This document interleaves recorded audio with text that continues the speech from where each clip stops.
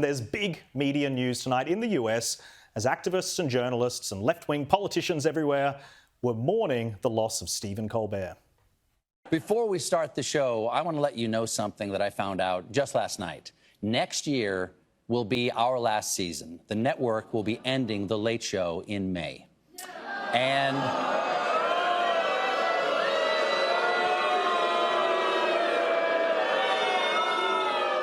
yeah, I share your feelings. It's not just the end of our show, but it's the end of The Late Show on CBS. I'm not being replaced. This is all just going away. And I do want to say that the folks at CBS have been great partners.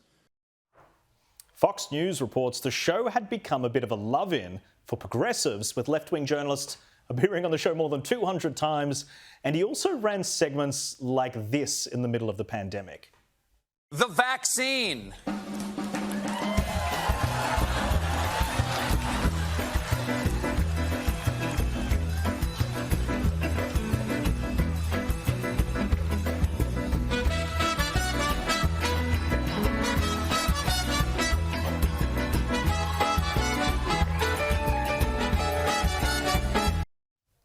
Well, joining me to discuss the drama and all things American media is Gabriella Power, host of the Power Hour show here at Sky News Digital.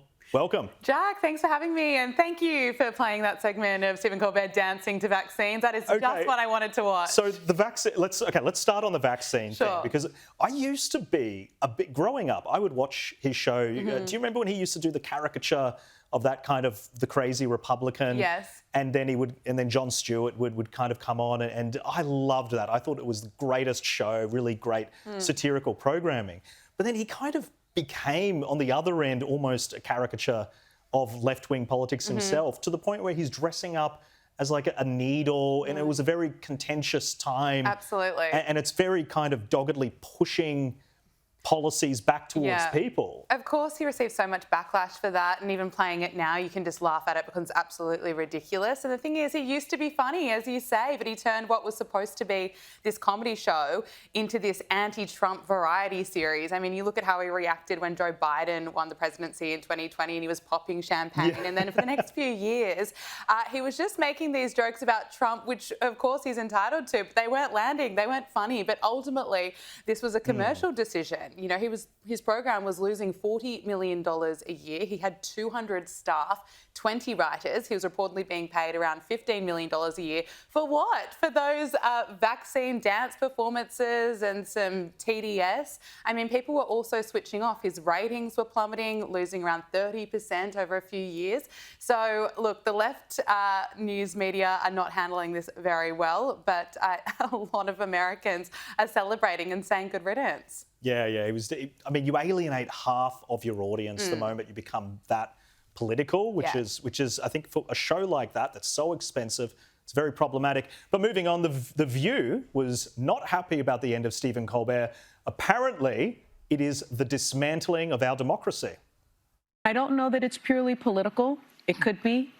But my concern is, if it is political, then everyone should be concerned. People on the right should be concerned. People on the left should be concerned, because it's very clear that if it is political, this is the dismantling of our democracy. This is the dismantling of our Constitution, right? And so the First Amendment is the First Amendment for a reason, and that is freedom of the press, freedom of speech, freedom to speak truth to power. Okay, where this whole argument falls apart for me is every time a conservative is cancelled or a show just doesn't work for whatever financial reasons, or, you know, you don't see these people saying that's a dismantling of democracy. And there only seems to be this very kind of feverish defence of people and media personalities if they support exactly the position that these people think. Right. Whereas, like, I personally don't want Stephen Colbert to go, because I think that he's a brilliant entertainer. I disagree with a lot of his politics, and I wish that he hadn't gone so far down that line.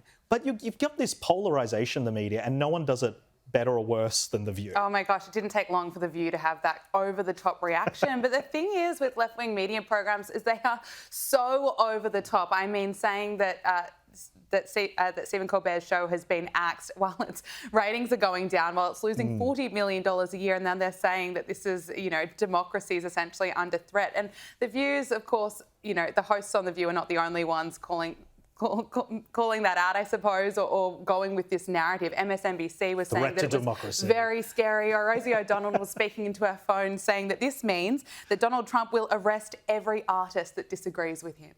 Yeah. Well, moving on, because the Federal Communications Commission has greenlit the merger of Paramount with Hollywood studio Skydance, a deal which has been highly scrutinised in the media. And there is a very interesting detail which was fundamental to the merger going ahead.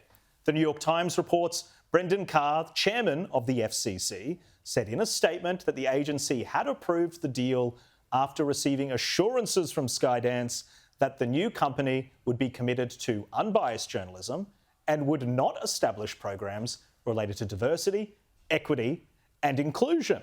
Now, Gabriella, this is tying into what we're talking about. I think this is fundamentally where these theories of Trump putting pressure come out from, is there clearly has been a degree of pressure. And so there's a few ways you could look at this. Is it good that they're not doing this kind of race-based, I think it's awful, these race-based programming things based on very, contentious identitarian ideological ways of looking at the world?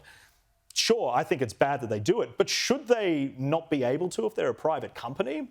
Look, with scrapping DEI, that is absolutely the right decision. I mean, just outside of media, if you look at what other organisations are doing, they see that DEI discriminates. So you look at Amazon, you look at Walmart, all these other companies are rolling back their DEI policies. And I think a lot of Americans seeing that news today would be quite happy about that.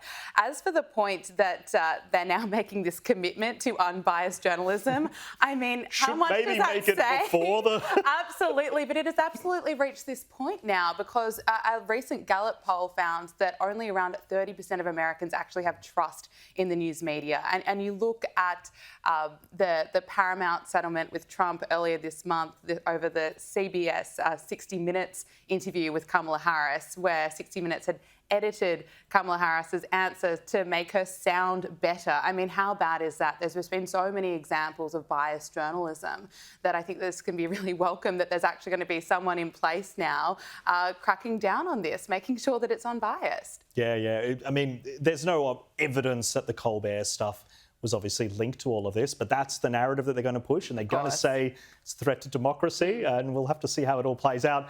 But look, anyway, moving on now, because South Park has weighed into the Epstein saga, and they have not pulled any punches. I'm not in the mood right now. Another random commented on my Instagram that you're on the Epstein list. The Epstein list? Are we still talking about that? Well, are you on the list or not? It's weird that whenever it comes up, you just tell everyone to relax. I'm not telling everyone to relax. Relax, guy. Okay, so South Park has this great way where they get into the zeitgeist of these mainstream issues. And Harry and Meghan, one of the most, I think, damaging things to their whole complaints and war with the royal family was this cartoon where they went on this global privacy tour, and they've got, the speakers saying, "We want privacy."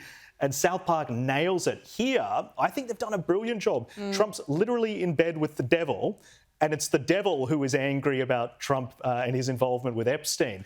It shows how the base is fractured on this in a way that I didn't think we would see with the Trump presidency. Yeah, it's interesting, isn't it? Look, I think that South Park absolutely peaked with its Harry and Meghan privacy tour. That was absolutely brilliant. I mean, depicting them going around saying, "Respect my privacy." Meanwhile, they're, getting Netflix deals and rubbishing the royal family. But as you say, this is really interesting.